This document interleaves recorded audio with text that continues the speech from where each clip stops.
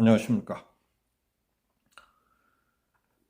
북한의 김정은은 최근 들어 제정신이 나간 것처럼 우리 측을 향해서 공갈 협박을 퍼붓고 길길이 날뛰고 있습니다. 마치 집 앞에 묶어놓은 미친 개가 길에 낙엽이 굴러가는 것만 보고도 동네가 떠나갈 정도로 지저대는 것과 똑같습니다.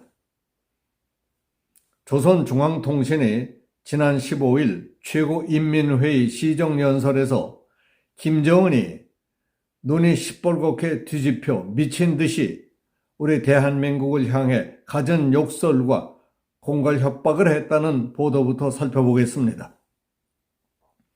참고 들을 수가 없을 정도였지만 그 심각성을 잠깐 전해드리고 말씀드리겠습니다.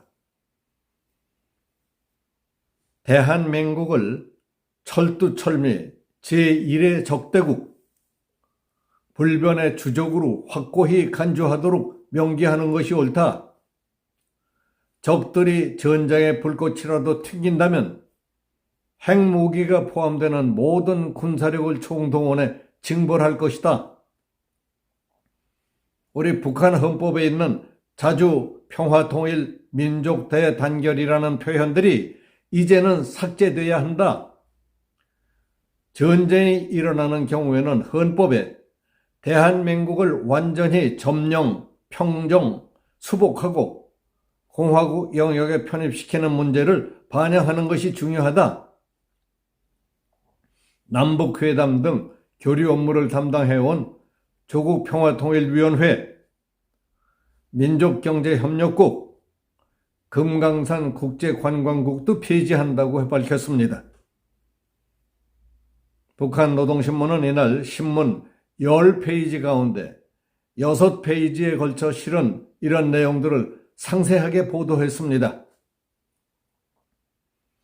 북한의 이처럼 노골적이고 도전적인 발언과 행동은 4월 총선을 앞두고 남한의 핵공격 가능성을 암시하며 한국 내에 안보 불안을 조성하고 남남 갈등을 일으키려는 의도로 풀이됩니다.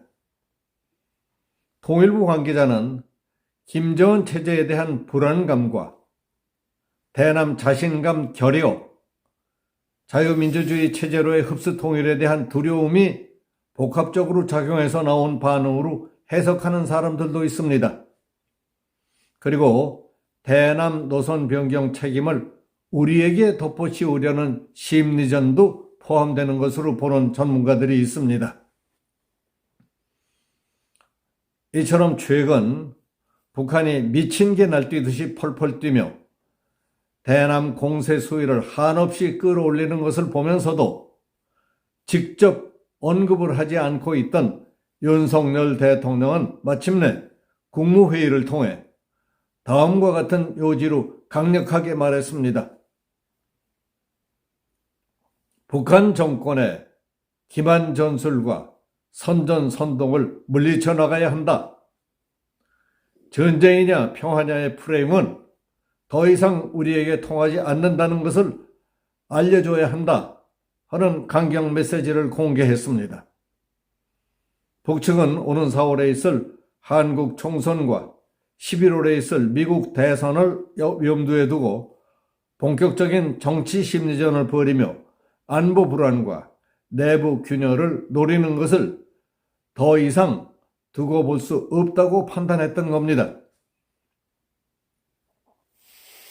윤 대통령은 지금 대한민국 정부는 과거 어느 정부와도 다르다. 우리 군은 압도적 대응 능력과 역량을 갖추고 있다. 북한이 도발해 온다면 우리는 몇 배로 응징할 것이라고 경고했습니다. 고위 안보 소식통은 북한이 올해 한국과 미국의 주요 정치 일정에 맞춰 고강도 도발과 하이브리드 혼합형 도발을 통해 위기를 조성하고 그 위기의 원인은 한국과 미국의 대북 정책 때문이라는 인상을 심어주며 남남 갈등을 유발하려는 것으로 보고 단호히 대응하겠다는 뜻이라고 했습니다. 어떻든 우리 국민을 불안하게 만들고 대한민국을 균열시키기 위한 정치 도발 행위에 대해서 우리 국민과 정부는 하나가 돼서 북한 정권의 기만 전술과 선전선동을 물리쳐 나가야 합니다. 김정은이 연일 초토하니 대사변이니 주적이니 하는 표현을 써가며 핵무기 사용 가능성을 거론하는 등 위협 수위를 계속 끌어올리고 있습니다. 윤 대통령은 북한의 적대적 두 국가 관계라는 발언은 북한 정권 스스로가 반민족적이고 반역사적 집단이라는 사실을 자인한 것이라고 했습니다. 북한의 최근 정치적 군사적 도발 강화에는 윤석열 정부와 바이든 미국 행정부가 강화한 한미동맹과 한미일 군사협력의 균열을 만들어내려는 의도도 있다고 보고 있습니다. 안보당국자는 북한은 한미일이 계속 결속을 강화하면서 핵을 무기로 한 미국과의 직거래가 막혔다고 판단할 것이라고 했습니다. 그런 만큼 올 11월에 있을 미국 대선에서 도널드 트럼프 전 대통령이 당선될 가능성에 대비해 미국과 북한의 직접 거래를 노린 포석이 깔렸다는 것입니다. 윤 대통령이 대한민국을 위협하는 것은 북한 정권이지 북한 주민이 아니라며 통일부에 탈북민 포용을 위한 북한 이탈 주민의 날 제정을 지시한 것은 북한을 향한 대응 심리전 성격이 있다는 해석도 있습니다. 신원식 국방부 장관은 KBS 라디오에 출연해서 김정은의 전쟁 언급이 허세가 아닐 수도 있다는 일부 미국 전문가들의 경고에 대해 지나친 과장이라고 말했습니다. 신 장관은 북한이 개발하는 미사일 중 가장 신형이 소위 이스칸데르형 미사일과 600mm 대구경 방사포다 거의 전량을 생산 즉시 러시아에 팔았다며 짖는 개는 물지 않는다. 진짜 전쟁을 하려 한다면 포탄 수백만 발을 러시아에 수출할 수 있겠느냐고 했습니다. 북한 김정은의 한국 완전 점령, 불변의 추적 등 대남 위협 메시지가 이어지고 북한이 극초음속 미사일 발사 도발을 감행하는 가운데 미국 해군의 핵추진 항공모함을 비롯한 한국, 미국, 일본 3개국 전력이 참가한 해상훈련이 지난 15일부터 17일까지 사흘 동안 제주 남방 공해상에서 대대적으로 실시됐습니다. 합동참모본부는 17일 이번 훈련에는 해군 이지스 구축함, 세종대왕함, 구축함 왕건함과 헬기 한 대, 미 해군 핵추진 항공모함인 칼빈슨함, 이지스 순양함 프린스턴과 이지스 구축함 3척, 일본 해상나위대 이지스 구축함 콩고함, 구축함 휴가함 등 함정 9대가 참가했다고 전했습니다.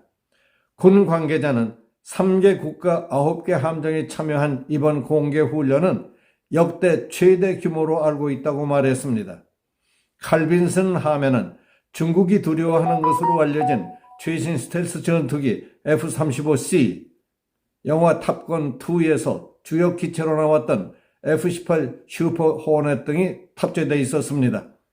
이번 훈련은 최근 북한의 핵미사일 위협과 수중 위협 등에 대한 한미일의 억제 대응 능력을 향상시키고 대량 살상무기 해상운송 차단 등 해양안보 위협 대응 및 규칙 기반의 국제질서 구축을 위한 3자 간 협력을 증진시키는 데 중점을 뒀다고 했습니다. 우리 합참은 북핵 미사일 위협에 철저히 대비하기 위한 대응 능력을 향상시키고 북한 위협에 공동 대응할 역량과 의지를 보여준다는 의미가 있다고 설명했습니다. 이번 훈련은 3국이 작년 8월 캠프 데이비드 선언 이후 이를 이행하는 차원에서 계획됐던 것입니다. 여기서 마치겠습니다. 감사합니다.